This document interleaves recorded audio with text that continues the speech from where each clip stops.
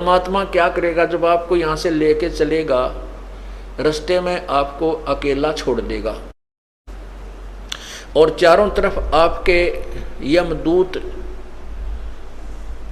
क्योंकि परमात्मा के जाते ही यम के दूत जैसे मच्छर आ जाते हैं, मच्छरदानी हटते ही चारों तरफ घूम जाएंगे।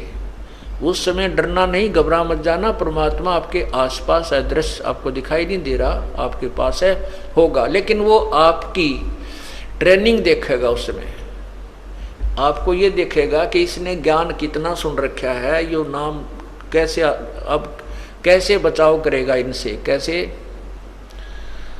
परमात्मा कहते हैं मौला बैठा मोर से देखे जन की भेड़, तो दसकोट जम किंकर जहां एक नाम की खैड़। ये जो सत्य नाम है, सार नाम है जो आपको दिया गया है, ये सार नाम और सतनाम दोनों मिलकर के ये तीसरा मंत्र बन जाता है ओम तत्सत, और ये अजप्पा जाप कहलाता है।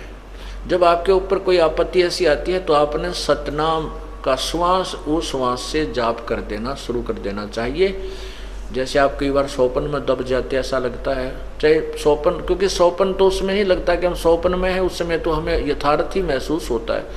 कोई आपत्ति आती है, इस तरह को भयंकर वस्तुएं दिखाई देती हैं, तो सतनाम का सिमरण करना शुरू कर देना चाहिए श्वास उस श्वास से।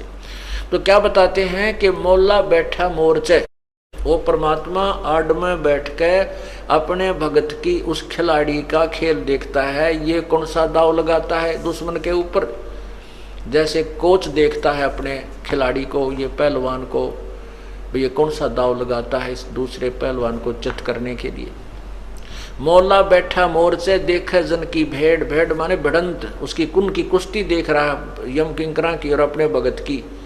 तो उसके लिए क्या दाव बताते हैं कि 12 करोड़ यमदूत वहां पर हो और एक सतनाम का सिमरण कर दे, या एक टक्कर में वह सारे कमर के तान गिरेंगे, उनके जो है ना पीछा जाके लगेगा।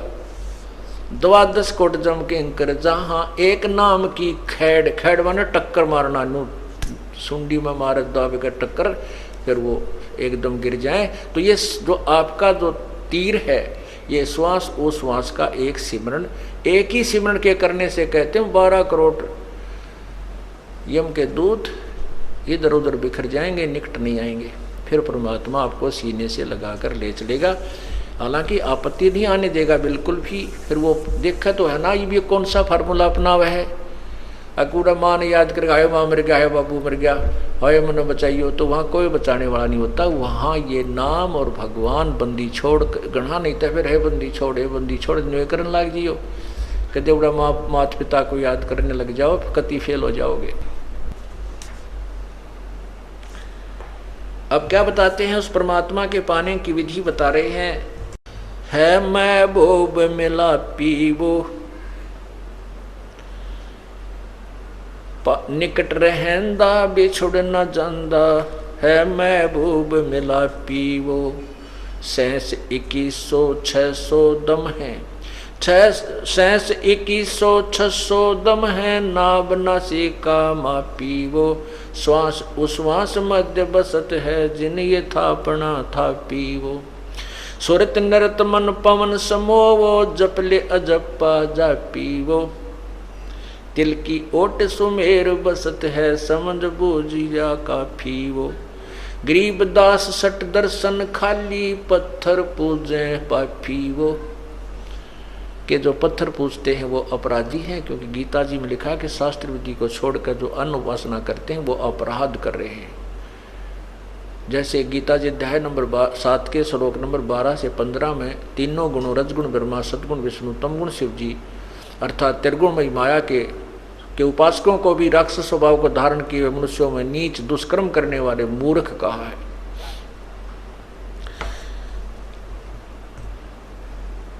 तो क्या बताते हैं, सुरत नर से परख न आवे है, महबूब सरोवाहो।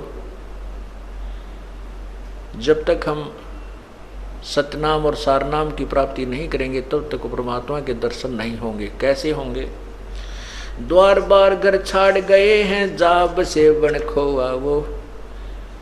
भेख बनाए बहे बहुरंगी, कीना बहुत अब हुआ वो।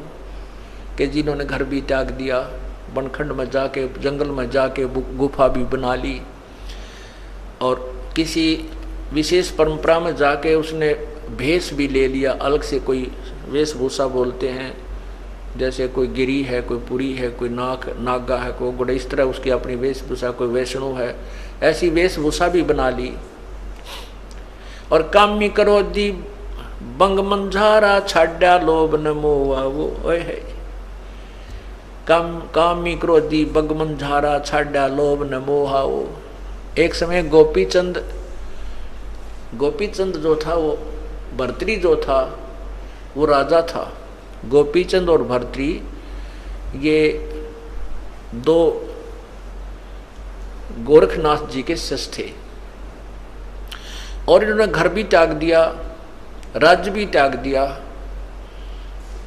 एक दिन भर्तृ जी, चांदनी रात्रि थी, चांदनी रात्रि में रात के समय जा रहा था, सफर कर रहा था, यात्रा कर रहा था अकेला, और उसके साथ भर्तृ भी, गोपीचंद भी था, वो पीछे था। अब भर्तृ जा रहा तो आगे किसी ने पान खा के थूक रखा था, अच्छा बुलबुला सा हो रहा था उसका, और चांद की चांदनी में, प्रकाश में वो ऐसा चमका था जैसे लाल हो। अब उसने देखा गोपीचंद, भर्तृ पीछे, गोपीचंद पीछे रह गया, बाथरूम करने लग गया, पेशाब करने लगा, वो बैठ गया। उसने देखा और उसने सोचा लाल है कि, उसने ठहठाया नहीं, हाथ मारा, सारा दस गया। उधर से भर्तृ गोपीचंद का ध्यान पड़ गया, क्या मिल गया महात्मा जी?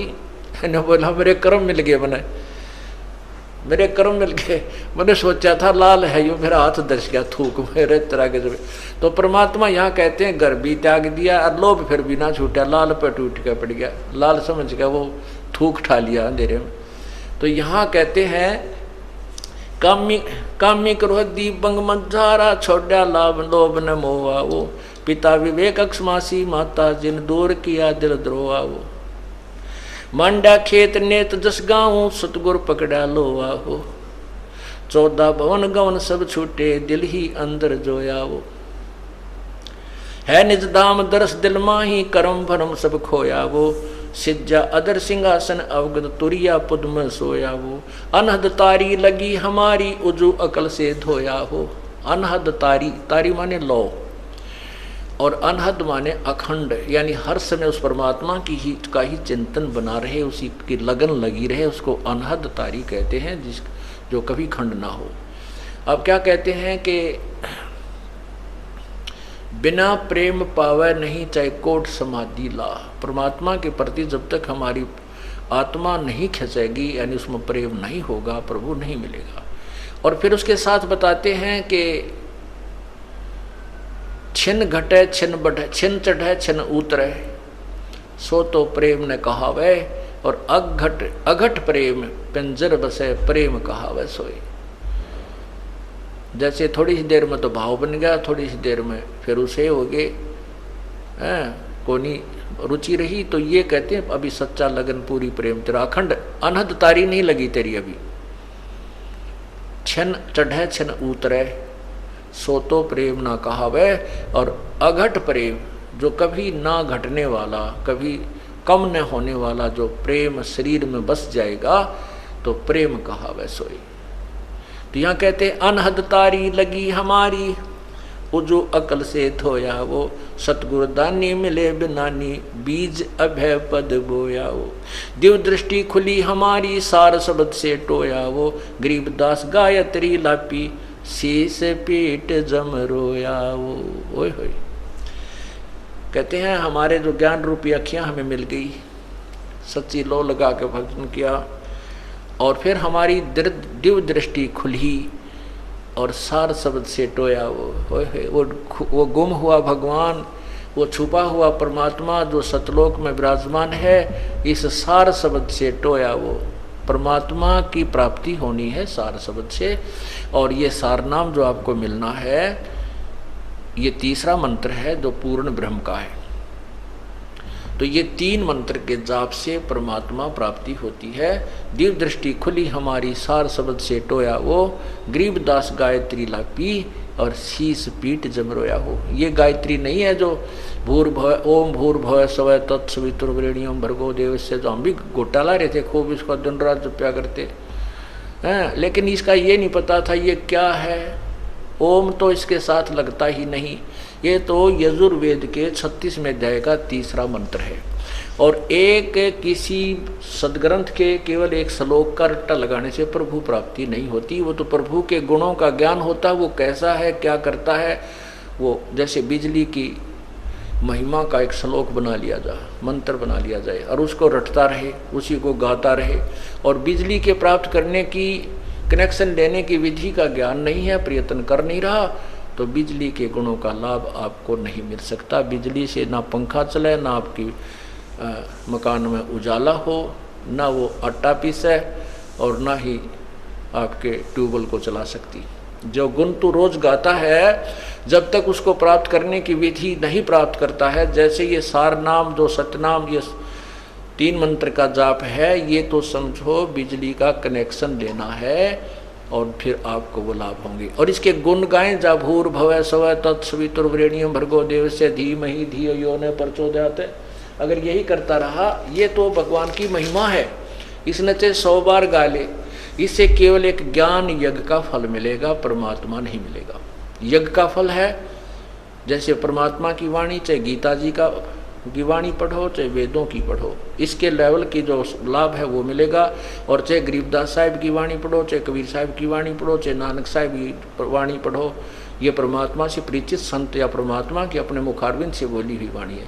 इनसे भी केवल ज्ञान यज्ञ का ही लाभ मिलेगा, परमात्मा मिलेगा इस 3 मंत्र से। ये देखिएगा यजुर्वेद अध्याय नंबर 36 का मंत्र 3, ये गायत्री मंत्र कहा जाता था। जबकि गायत्री मंत्र वालों को ये नहीं मालूम था, गायत्री मंत्र का डंडोरा पीटने वालों को ये नहीं मालूम था ये तुम क्या बता रहे हो, ये कहाँ से ग्रहण हुआ, आज तक किसी को पता नहीं था। और ये यजुर्वेद के 36वें अध्याय का तीसरा मंत्र है। ये देखिए 36वें अध्याय का तीसरा मंत्र है। ये है 63वां अध्याय, 63वां अध्याय, 36वां अध्याय। ये नीचे देखो यहाँ है, इसका ये तीसरा मंत्र है, ये वाला।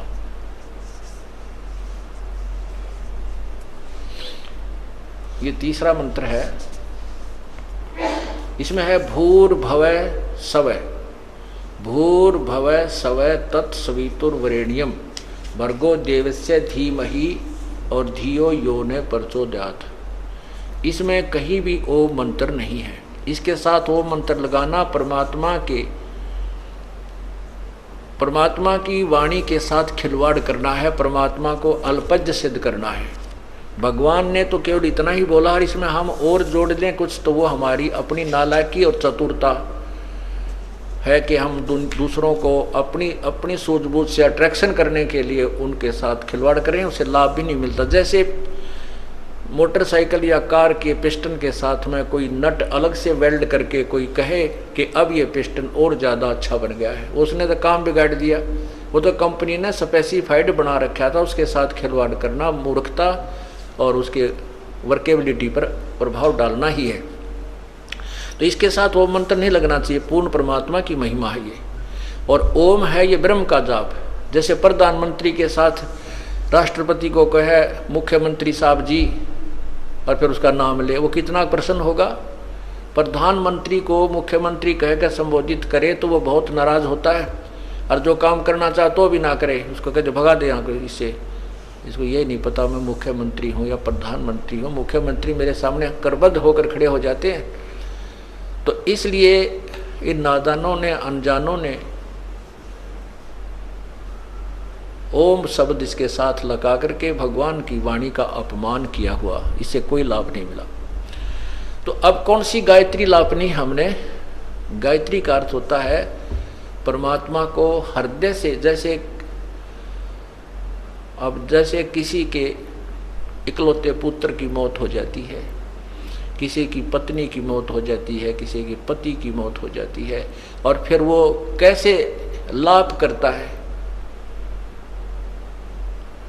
ऐसे गायत्री लाप करना होता, परमात्मा को इस कसक से याद करना होता है जैसे वो उसके वियोग में और रो भी रहा है, उसको याद भी कर रहा है। कहते हैं गरीबदास गायत्री लापी, हमने उस परमात्मा की ऐसे सच्चे दिल से सच्ची श्रद्धा से भजन किया उस मंत्र का, फिर शीस पीट जम रोया वो, यू काल अपने सर ने पीट पीट कर रोने लगा कि यू तो गया मेरे हाथ तय, हम पार हो गए। तो इस प्रकार हम परमात्मा प्राप्ति करेंगे। बोलो सतगुरुदेव की जय। कर जोरूं विनती करूं,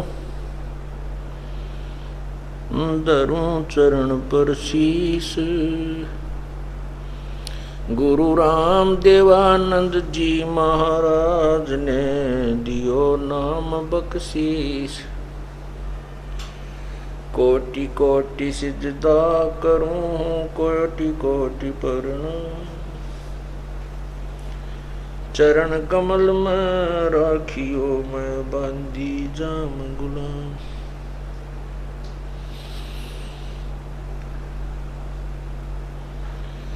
गुरु जी तुम ना भूलियो, चाहे लाख लोग मिल जाई, हमसे तुमको बहुत है, तुमसे हमको नहीं। तुम्हारे विसारे क्या बने, मैं किसकी शरण में जाऊं। शिव विरंच मुनि नारदा, तिनके हृदय न समाऊं।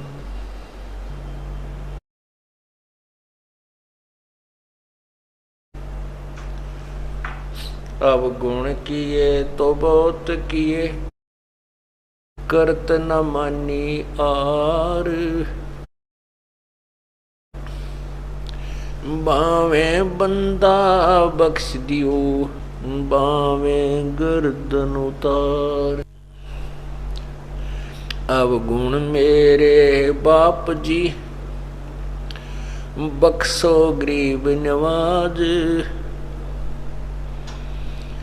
जो मैं पूत कपूत हूँ, बोर पिता को लाज।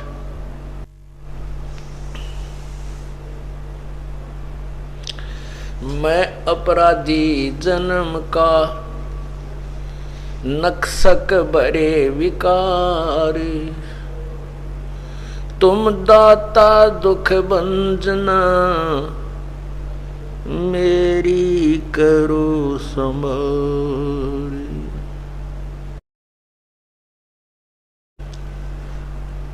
बंदे तो कर बंदगी, जे चावे दीदार। अवसर मानुष जन्म का,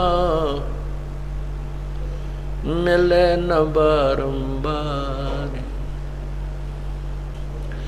मानुष जन्म पाके, जो नहीं रटे हरि नाम। जैसे कुआ जल बिना, बनवाया क्या काम।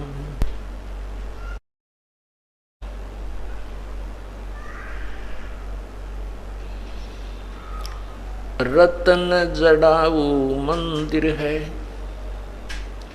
लखियो जन स्थान। साकट सगाना बेटियो, चाहे हो इंद्र समानी। वो पृथ्वीपति चकवे गए, जिनके चक्र चलंत। रावण सरीखे कौन गिन, ऐसे गए अनंत। कबीर हरि के नाम बिना, राजा रसब होवे। मिट्टी लदे कुमार के, घास न नीरे कोई।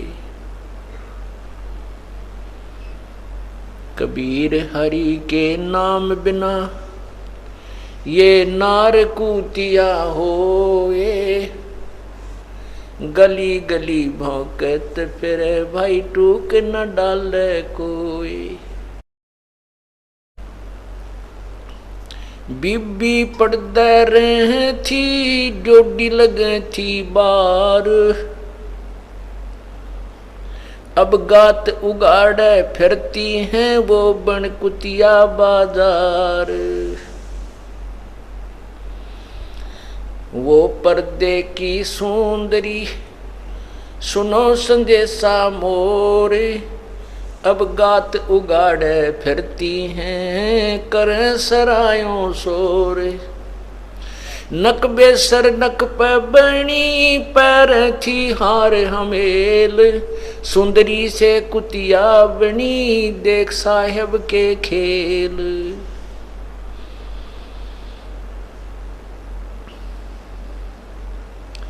परमपिता परमात्मा दीन दयाल बंदी छोड़ कबीर परमेश्वर जी अपनी प्यारी आत्माओं को जो अपने पैर पर कुल्हाड़ा मार के आप ही पीड़ित हो रही हैं, दुख उठा रही हैं, जो काल के जाल में फंस गई, उनको फिर पुनः जगाने के लिए अपने उस सच्चे स्थान की याद दिलाने के लिए आते हैं और उनको इस अज्ञान अंधेरे में और मोह ममता की नींद के अंदर सोए हुओं को कैसे जगाते हैं, शब्द की चोट मारते हैं। क्या कह रहे हैं कि आज जो राजा बना है वो अपने पिछले जन्म के पुण्यों से बना है, अपनी भक्ति साधना से बना हुआ है। ऐसे ही कोई पुण्यात्मा रानी बनी है, वो भी पिछले अपने पुण्यों से ही बनी हुई है और उन पुण्यों को वो समाप्त करके इस जन्म में अपना जो किया हुआ जो सुख है, राज्य है, उसका भोग कर मृत्यु को प्राप्त हो जाएंगे। और जो सत साधना नहीं करेंगे तो आने वाले जीवन में उनके साथ क्या बनेगी, उनको क्या कितनी यातनाएं सहनी पड़ेंगी, वो बता रहे और जगा रहे हैं। क्या कहते हैं कबीर, हरि के नाम बिना ये राजा रसब हो। रसब कहते हैं खच्चर ने, अच्छे बड़े गधे ने। और मिट्टी लदे कुमार के घास न नीरे कोई। वो राजा जो भगवान की भक्ति नहीं करता, ये नहीं कि सभी राजा गधे बनते हैं, नहीं। जो परमात्मा को याद नहीं करते, सत साधना नहीं करते, भक्ति भी करते हैं और यदि वो शास्त्र विरुद्ध करते तो भी व्यर्थ है।